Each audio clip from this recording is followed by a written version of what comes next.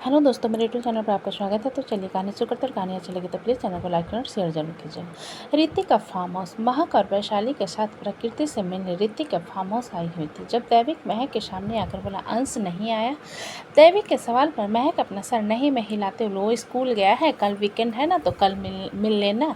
महक की बात पर दैविक वहाँ पर बैठे प्रकृति से बोला, मम्मा हम भी जाएंगे स्कूल। दैविक की बात को सुन प्रकृति अपना सर हिलाते बोला, हाँ तुम दोनों का भी एडमिशन करवाऊंगी। जिसे सुनकर दैविक खुश होते हुए कमरे से बाहर चला गया। जिसके जाने के बाद महक प्रकृति से बोली, ऋतिक भैया कहीं नजर नहीं आ रहे, बाहर गए हैं क्या। प्रकृति महक के बाद अपना सर नहीं में हिलाते हुए बोली, मुझे नहीं पता वो कहाँ गया है, क्या करता है, मुझे कुछ नहीं पता।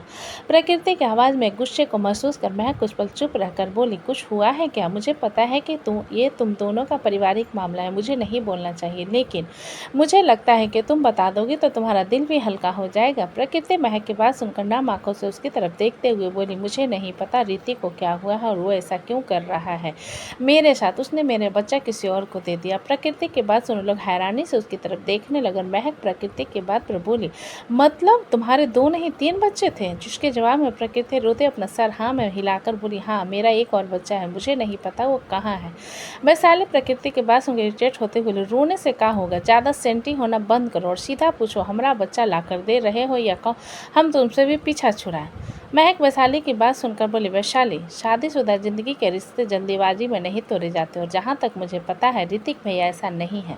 वैशाली महक की बात सुनकर बोली, शाला वो कुछ भी कर सकता है। I am so glad to know that कि तुम समझ गए कि मैं कुछ भी कर सकता हूँ, ऋतिक ने आते हुए कहा। जिसकी आवाज़ सुनकर वैशाली को एक झुरझुरी सी महसूस हुई और उसने मुंह बना लिया। जिसे देख ऋतिक हल्का सा मुस्कुराने के बाद प्रकृति के सामने आकर बोला, मैं उसे लेने जाऊंगा, बस तुम रोना बंद करो। ऋतिक के बाद सुन प्रकृति उसकी तरफ देखते हुए बोली, लेकिन तुम तो कह रहे थे कि मैं उसे लाऊंगा वापस, इसलिए तुम शांत रहो। ऋतिक ने प्रकृति को शांत करवाते हुए कहा। जिस पर महक ऋतिक की तरफ देखते हुए बोली, लेकिन इस तरह से एक माँ से उसके बच्चे को दूर करना क्या सही था। ऋतिक महक की बात सुनकर बोला, मेरी कुछ मजबूरी थी इसलिए मैंने ये किया, लेकिन अभी ऋतिक कह रहा था जब उसका एक बॉडीगार्ड वहाँ पर दौड़ते हुए आ गया और लेडीज की तरफ देखने के बाद ऋतिक के कान में उसे कुछ कहा। जिसे सुनकर ऋतिक की आंखें छोटी हो गई और वहाँ पर बैठी आलिया से बोला, शेलवन कहाँ है।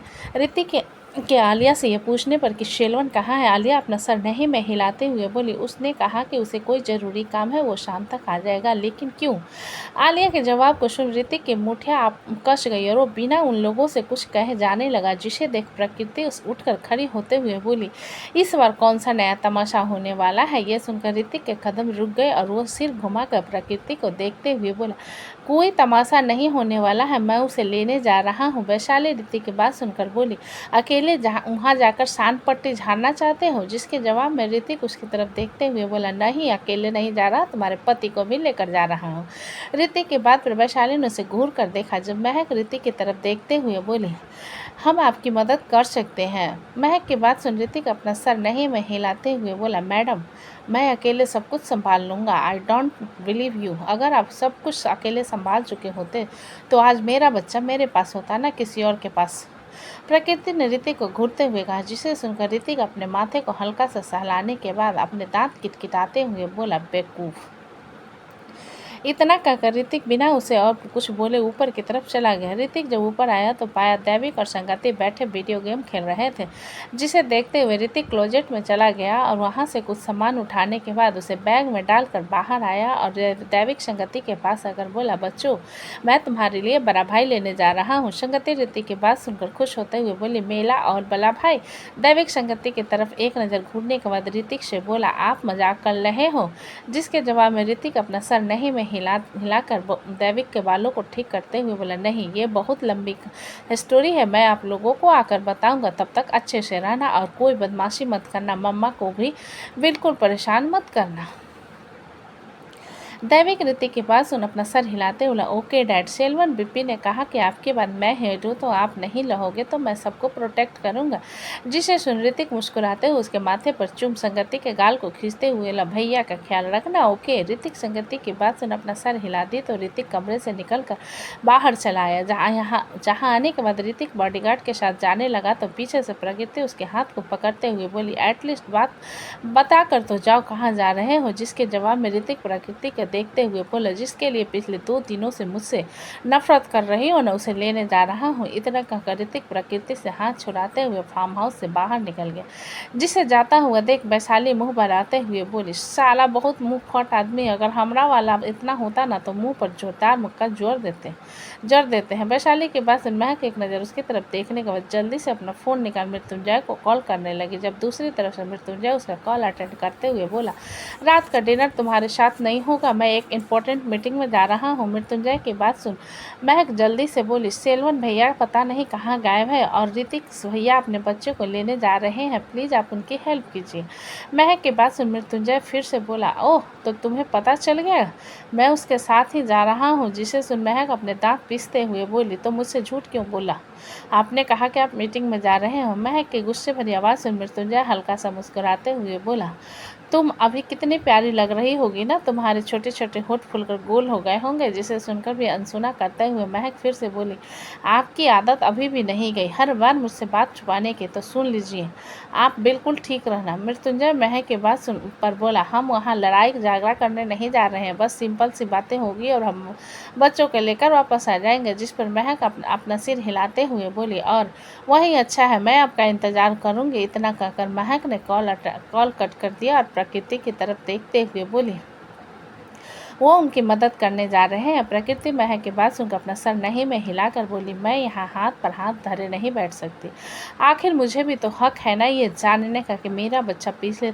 3 साल किसके साथ था। इतना कहकर प्रकृति अपना फ़ोन निकाल किसी को कॉल करने लगी। जब दूसरी तरफ से उसका कॉल अटेंड हुआ तो प्रकृति बोली, ऋतिक खन्ना की करंट लोकेशन मुझे सेंड करो। इतना कहकर प्रकृति ने कॉल कट कर दिया। जिसके कुछ देर बाद प्रकृति के फ़ोन पर नोटिफिकेशन टोन बजी तो प्रकृति ने अपना फ़ोन देखा और महक वैशाली से बोला, आप लोग यहीं रहो। महक प्रकृति की बात पर उसके हाथ को पकड़ते हुए बोली, हम साथ चलते हैं। जिसे सुन वैशाली उनकी तरफ देखते हुए बोली, और हम क्या करेंगे, हम यहाँ नहीं रहेंगे, हम भी चलेंगे आप लोगों के साथ। महक वैशाली की बात पर अपना सर नहीं में हिलाते हुए बोली, नहीं वैशाली, कल ही तुम्हारा 7वां महीना लगा है, इस तरह से हड़बड़ी करना अच्छा नहीं है, तुम यहीं रुको। महक की बात पर वैशाली जिद करते हुए बोली, हम भी चलेंगे, हम खुद को संभाल सकते हैं। जिस पर प्रकृति उसके हाथ को पकड़ते हुए बोली, आप यहीं रहो, मैं बॉडीगार्ड के साथ जा रही हूँ, हम लोगों को कुछ नहीं होगा। इतना कहकर प्रकृति वैशाली के हाथ को छोड़ महक की तरफ देखते हुए बोली, आप सोच लो। जिसके जवाब में महक प्रकृति के हाथ को पकड़ते हुए बोली, सोच लिया, चलो। इतना कहकर महक प्रकृति के साथ फार्म हाउस से निकल गई। जिन्हें जाता हुआ देख वैशाली ने मृत्युंजय को जल्दी से कॉल किया, लेकिन मृत्युंजय का फ़ोन नॉट रीचेबल आ रहा था। जिसे देख वैशाली गुस्से से अपने फ़ोन को सोफे पर पटकते हुए बोली, बड़का भैया फ़ोन काहे नहीं उठा रहे। इतना सोचते हुए वैशाली ने फिर से फ़ोन उठाया और किसी को फ़ोन लगा दिया। जिसे देखते हुए आलिया वैशाली से बोली, तुम किसे कॉल कर रही हो। आलिया के सवाल पर वैशाली उसकी तरफ देखते हुए बोली, तुम काहे नहीं गए, तुमको भी जाना चाहिए अपनी बहन की मदद के लिए। आलिया वैशाली की बात पर अपना सर हाथ पेट पर रखते हुए अपना सर नहीं में हिलाकर बोली, मुझे अच्छी वाइब्स नहीं आ रही, वो कहाँ होगा। ये कहते हुए आलिया घबराहट में वही सोफे पर बैठ गई तो वैशाली उसके बगल में बैठते हुए बोली, अरे बड़का भैया और हमारा पति भी गया है, तुम फिक्र मत करो, जितना शरीफ दिखते हैं ना उतना नहीं है वो लोग।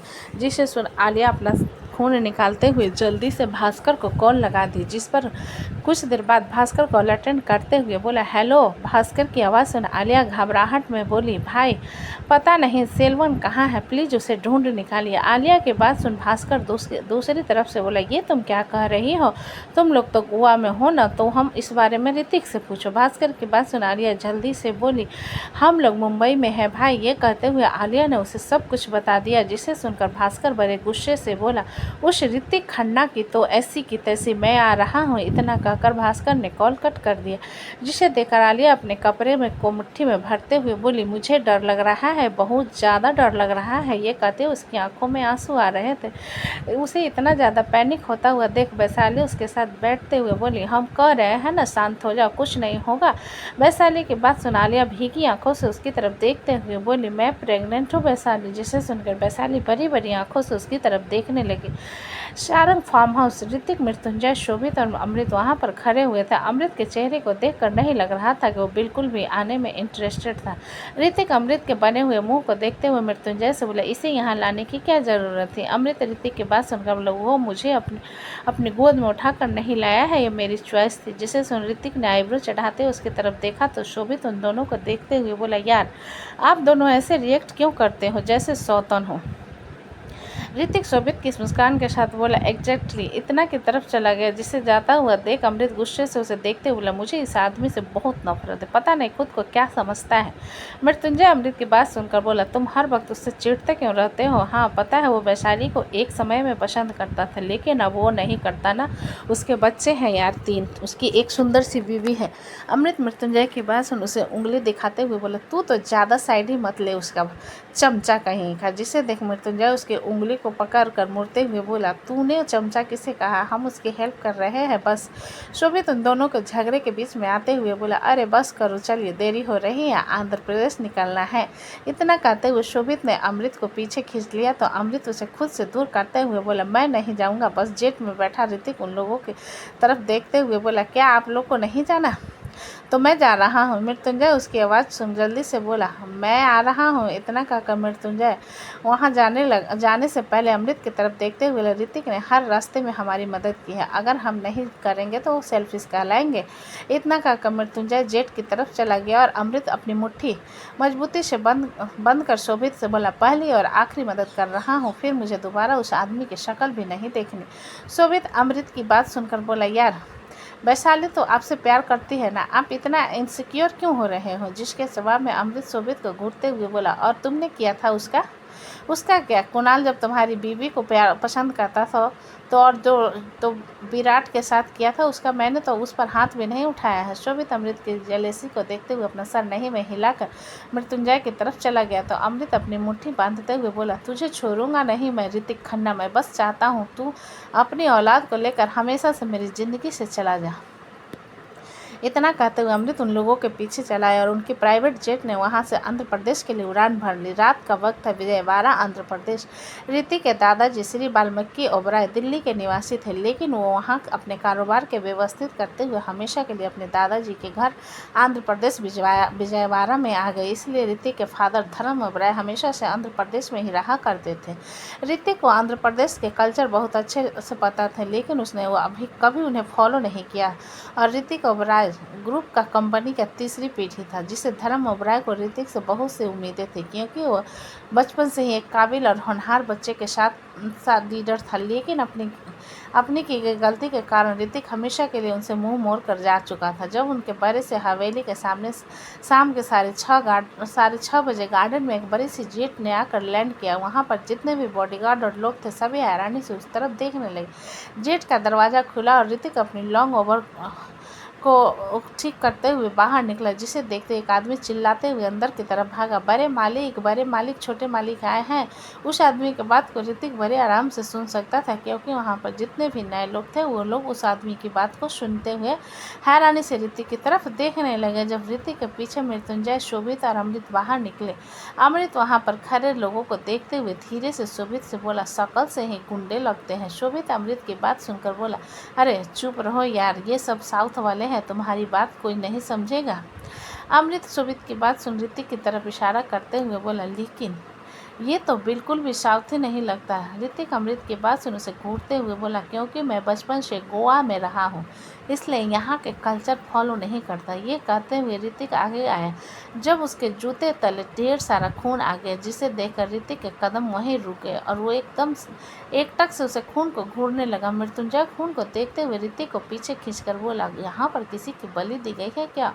ऋतिक मृत्युंजय की बात पर उससे अपना हाथ छुड़ाते हुए तेज कदमों से अंदर की तरफ चला गया। वो जैसे ही अंदर आया, लिविंग हॉल के सोफे पर एक औरत बनारसी साड़ी और गहनों से लदी नारियल का पानी पीते हुए बैठी थी। जब उसकी नज़र ऋतिक पर गई तो जोरदार धक्का लगा और वो जोर जोर से खांसने लगी, लेकिन ऋतिक बड़ी नफरत से भरी आंखों से उसे देखने के बाद जोर से बोला, डियो, जिसकी आवाज़ में एक ऐसी नफरत थी कि एक आदमी 55 साल का आदमी जो दिखने में बिल्कुल फिट और तंदुरुस्त था, बड़े रोब के साथ सीढ़ियों से नीचे आते हुए बोला, तुम्हें तुम्हारी माँ ने इतनी तमीज़ नहीं सिखाई कि बाप से कैसे बात किया जाता है?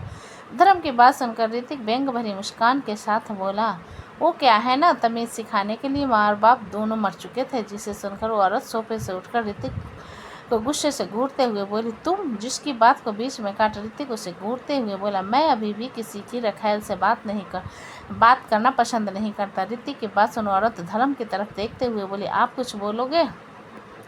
धर्म उस औरत को हाथ दिखाते हुए बोला, महिमा चुप रहो। फिर ऋतिक को घूरते हुए बोला, तुम्हारी एटीट्यूड इन 24 साल में भी नहीं बदला, अभी भी वही घमंड है तुम्हें। धर्म की बात सुन ऋतिक तिरछी मुस्कान के साथ बोला, क्यों, बर्दाश्त नहीं हो रहा है क्या? धर्म ऋतिक की मुस्कान को देख गुस्से से बोले, ये मुस्कुराना बंद करो। जिसे सुन ऋतिक मुस्कान और गहरी हो गई। फिर वो बड़े इत्मीनान के साथ बोला, मेरे लोग कहाँ हैं? जिसके जवाब में धर्म उसके सामने आकर खड़े होते हुए बोले, किन लोगों की बात कर रहे हो तुम? वही जिनका खून बाहर गिरा हुआ है।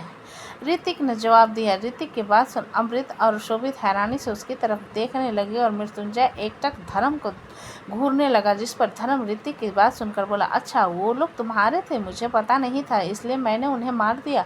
धर्म की बात सुन ऋतिक की आंखें छोटी हो गई। जिसे देखते हुए धर्म डरने का नाटक करते हुए बोला, अरे अरे मैं तो डर ही गया।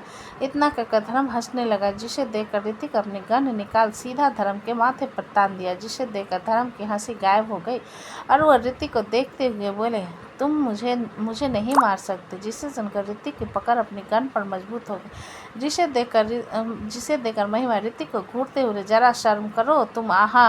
ये कहते हुए उसकी चीख निकल गई, क्योंकि मृत्युंजय ने उसकी साइड पर गोली चलाया था। जब धर्म ने मृत्युंजय की तरफ देखा, जिसे देख मृत्युंजय धर्म से बोला, मेरा निशाना बिल्कुल सटीक है, अपनी रखैल से बोलो, दोबारा मुंह मत खोले। महिमा मृत्युंजय की बात सुनकर गुस्से से बोली, मैं उनकी रखैल नहीं हूँ, मैं उनकी बीवी हूँ।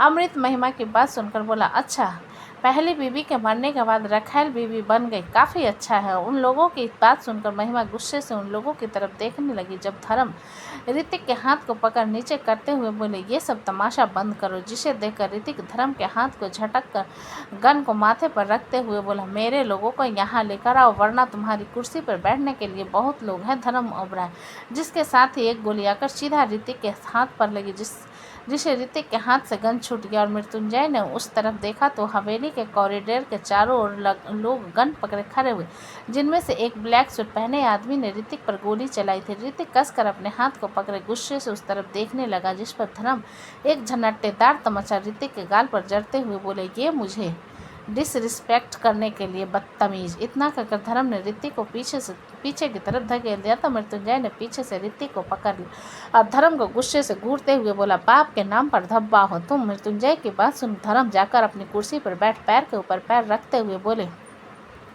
मृत्युंजय शारंग, इंडिया के one of the top businessman में से हाई रैंक वाला आदमी, इतनी बड़ी गलती कैसे कर दी तुमने जो एक मवाली का साथ दे रहे हो?